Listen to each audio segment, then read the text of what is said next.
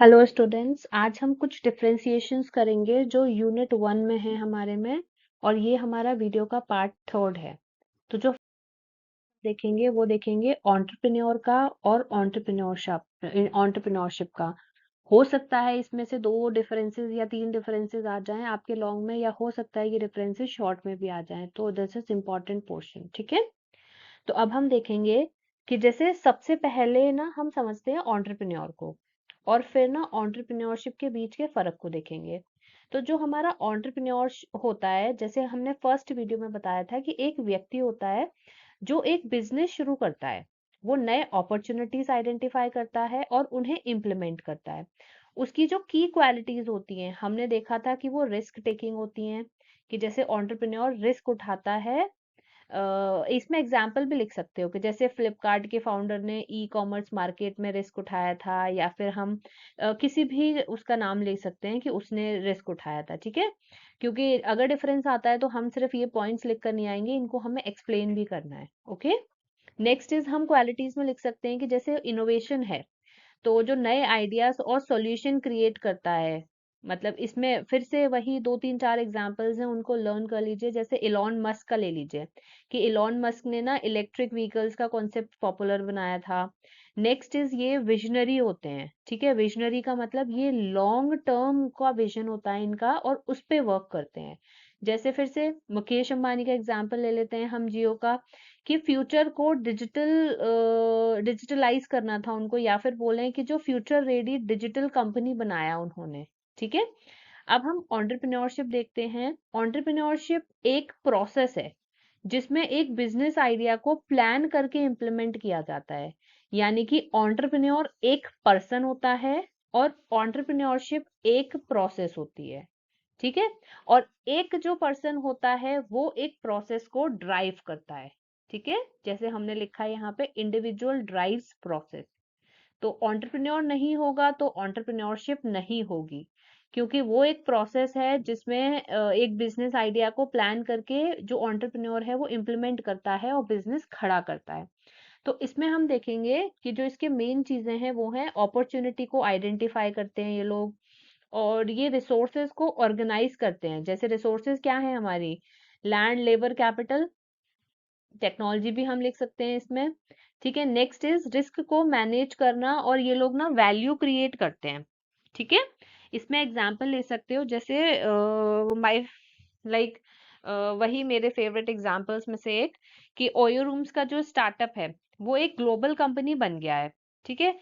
तो ये जिस पर्सन ने शुरू किया वो तो एंटरप्रेन्योर है, पर ये जो बिजनेस बन गया है, या हम बोले ओयो रूम्स का एक जो प्रोसेस बन गया है, वो क्या है, एंटरप्रेन्योरशिप, ठीक है। अब नेक्स्ट इज हम इसका जो की डिफरेंस है या क्रक्स हम बोलेंगे वो है, एंटरप्रेन्योर एक व्यक्ति है जो आइडिया एग्जीक्यूट करता है, और एंटरप्रेन्योरशिप एक सिस्टम है जो बिजनेस को बिल्ड करता है, ठीक है। Thank you. यहाँ हम ये फर्स्ट डिफरेंस हो गया हमारा। अब नेक्स्ट इज हमारा एंटरप्रेन्योरशिप और एंटरप्राइज का डिफरेंस, ठीक है। अब एंटरप्राइज देख लेते हैं पहले, कि एंटरप्राइज एक बिजनेस या ऑर्गेनाइजेशन होती है जो कि हमारा लाइक कॉमर्शियल पर्पस के लिए बना होता है, ठीक है। जैसे एंटरप्राइज जो होती है वो रिजल्ट करती है एंटरप्रेन्योरशिप में, ठीक है। अब नेक्स्ट इज इसका जो गोल होता है वो प्रॉफिट कमाना होता है और कस्टमर्स को प्रोडक्ट या सर्विसेज देना होता है। इसके जो फीचर्स होते हैं वो क्या हैं, कि जैसे स्ट्रक्चर्ड ऑर्गेनाइजेशन होता है। तो स्ट्रक्चर्ड ऑर्गेनाइजेशन है तो हम कहेंगे सबका जो रोल होता है वो बहुत क्लियर है, किसको क्या काम करना है, कैसे करना है। अब नेक्स्ट इज हमारा ये लॉन्ग टर्म ऑपरेशन होता है। जैसे हम बोले कि किसी भी एंटरप्राइज को सस्टेनेबल बनाना है, ठीक है। लॉन्ग टर्म तक काम करवाना है हमें।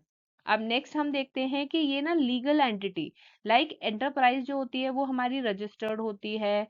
जैसे कोई भी एंटरप्राइज ले लो, इन्फोसिस ले लो, टीसीएस ले लो, ठीक है। अब कुछ लार्ज एग्जांपल्स का नाम भी लिख सकते हो आप यहाँ पे, टीसीएस, इन्फोसिस, विप्रो, रिलायंस, ये सब ना बड़ी एंटरप्राइजेस हैं, ठीक है। अब हम देखते हैं हमारा एंटरप्रेन्योरशिप क्या है। एंटरप्रेन्योरशिप हमें पता था कि ये एक प्रोसेस है जो एक एंटरप्राइज क्रिएट करता है। तो जो फोकस होता है वो इनोवेशन और नए आइडियाज को मार्केट में लाना होता है। ठीक है। इसका एग्जाम्पल ले सकते हो, जैसे एंटरप्रेन्योरशिप के प्रोसेस के बाद जो हमारे स्टार्टअप्स हैं, जैसे जोमेटो एक एंटरप्राइज बन गई। ठीक है। एंटरप्राइज का मतलब एक प्रोडक्ट बन गई है, एक रिजल्ट बन गई है। इसका जो की रेफरेंस जो हम देख सकते हैं वो है कि लाइक एंटरप्राइज एक टेंजिबल बिजनेस एंटिटी होती है। ठीक है। और एंटरप्रेन्योरशिप एक इनटेंजिबल प्रोसेस होता है जो बिजनेस को बनाता है। ठीक है। हम बोलेंगे, फिर से देख लीजिए कि जो एंटरप्राइज होती है वो टेंजिबल बिजनेस एंटिटी होती है। टेंजिबल मतलब आप टच फील कर सकते हो उसको। और जो एंटरप्रेन्योरशिप होती है एक इनटेंजिबल प्रोसेस होता है जो बिजनेस को बनाता है। ठीक है। अब our next difference is employ है, हाँ, एम्प्लॉयमेंट एंड एंटरप्रेन्योरशिप। फर्स्ट हम देखेंगे हमारा एम्प्लॉयमेंट। तो एम्प्लॉयमेंट में ना आप किसी और के लिए काम कर रहे होते हो, जहां पे आपको लाइक सैलरी या फिर वेजेस मिलते हैं या फिर हम बोलते हो वेतन मिलता है। ठीक है। इसके जो कैरेक्टरिस्टिक्स होते हैं वो होते हैं, इसमें आपको फिक्स्ड इनकम मिलेगी। यानी कि आपकी सैलरी है 15,000 रुपए, 20,000 रुपए, तो वही रेगुलर सैलरी मिलती रहेगी। ठीक है। और वो सैलरी में आपको कोई रिस्क नहीं है, आपका कोई बिजनेस थोड़ी है, आपने पैसे थोड़ी लगाए हैं, आपको तो जाके काम करना है। प्रॉफिट होता है तो वो आपका नहीं है, रिस्क होता है वो आपका नहीं, आपको जाकर सिर्फ काम करके आ जाना है। ठीक है।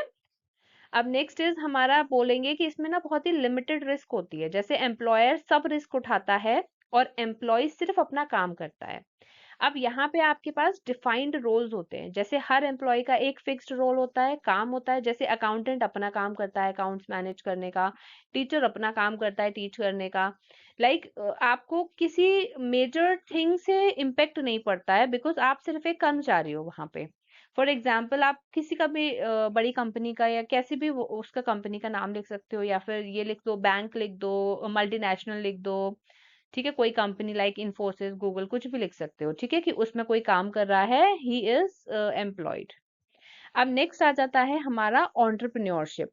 तो आप अपने लिए काम करते हो और अपना बिजनेस बिल्ड करते हो। एंटरप्रेन्योरशिप में अपने लिए काम करते हैं, वहां हम मालिक के लिए काम कर रहे हैं एम्प्लॉयमेंट में। ठीक है।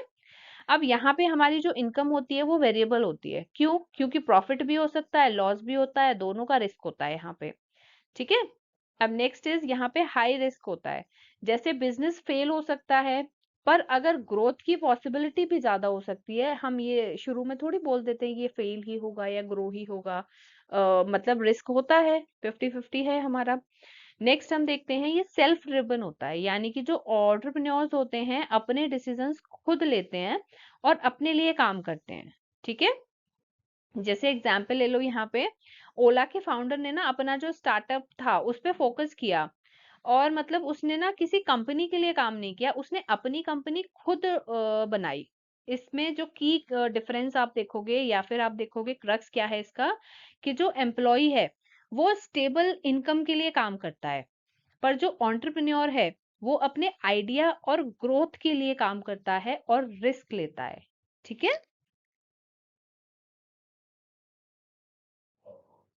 अब नेक्स्ट इज हमारा सेल्फ एम्प्लॉयमेंट वर्सेस एंटरप्रेन्योरशिप। ठीक है। और ये आज का आखिरी टॉपिक है। तो अभी इसका डिफरेंस देख लेते हैं कि जैसे सेल्फ एम्प्लॉयमेंट है, तो सेल्फ एम्प्लॉयमेंट लोग अपने लिए काम करते हैं, पर जो स्केल या इनोवेशन उनका मेन फोकस नहीं होता है। ठीक है। अपने लिए काम करें, जैसे सपोज करो मेरी जॉब तो नहीं लग रही है तो मैंने अपना कोई काम खोल लिया, छोटा मोटा बिजनेस कुछ भी। ठीक है। तो लाइक ये है मैंने अपने लिए खोला है, क्योंकि मेरी जॉब नहीं है या मेरे पास जॉब नहीं है या मैं फ्री बैठी हूँ या मैं बैठा हूँ। तो दिस इज सेल्फ एम्प्लॉयमेंट। मेरा फोकस यहाँ ये नहीं था कि मैं 4 लोगों को और काम देने वाली हूँ। ठीक है। अब इसके जो की फीचर्स हैं वो हम देखेंगे। जैसे ये सोलो वर्क करता है, मोस्टली अकेले काम करते हैं, या छोटी सी टीम होती है 2-3-4 लोगों की, उसमें काम करते हैं। ठीक है। और ये जब इतने छोटे से लोग होते हैं तो ये डायरेक्टली क्लाइंट से डील करते हैं। ठीक है। इनके लिए बहुत बड़ा तो नहीं है बिजनेस, या बहुत बड़ी तो एम्पायर नहीं है इनका। छोटा सा बिजनेस है, छोटा सा काम है जिसमें अपनी अर्निंग कमा रहे हैं, तो ये डायरेक्टली क्लाइंट से डील करते हैं। ठीक है। अब नेक्स्ट इज ये ना बहुत ही छोटे लेवल पे काम कर रहे हैं, या फिर हम बोल सकते हैं जैसे फ्रीलांसर्स होते हैं, ये फ्रीलांसर्स जैसे काम कर रहे होते हैं। ठीक है। या फिर बोले हम ये ना सोलो इफेक्ट पे काम कर रहे होते हैं। अब एंटरप्रेन्योरशिप क्या है? एंटरप्रेन्योर्स एक स्केलेबल और इनोवेशन मतलब बिजनेस मॉडल बनाते हैं जो एंटरप्रेन्योर्स हैं। अब हम बोलें कि उसके की फीचर्स क्या हैं, ये तो हमने 2-3 बार पढ़ लिया है, आई गेस तो आपको याद भी हो गया होगा, है ना? बट इसका डिफरेंस सेल्फ एम्प्लॉयमेंट से थोड़ा देख लेते हैं कि जैसे एंटरप्रेन्योरशिप में ना टीम बिल्ड करते हैं हम। सेल्फ एम्प्लॉयमेंट में अकेले काम कर रहे हैं या फिर बहुत कम लोगों के साथ, बहुत छोटी सी टीम है। बट जो हमारा एंटरप्रेन्योरशिप है वहां पे एक बड़ी टीम होती है, लार्ज स्केल पे टीम बनाते हैं। ठीक है। और नेक्स्ट इज हाई रिस्क होता है, हाई रिवॉर्ड होता है। तो जो बिजनेस है फेल भी हो सकता है पर सक्सेस होने पर ना मैसिव प्रॉफिट होता है। और इसका जो फोकस होता है वो ग्रोथ पर होता है। एंटरप्रेन्योरशिप का जो फोकस है वो ग्रोथ पर होता है, ठीक है, अपने बिजनेस को एक्सपेंड करने पर फोकस होता है।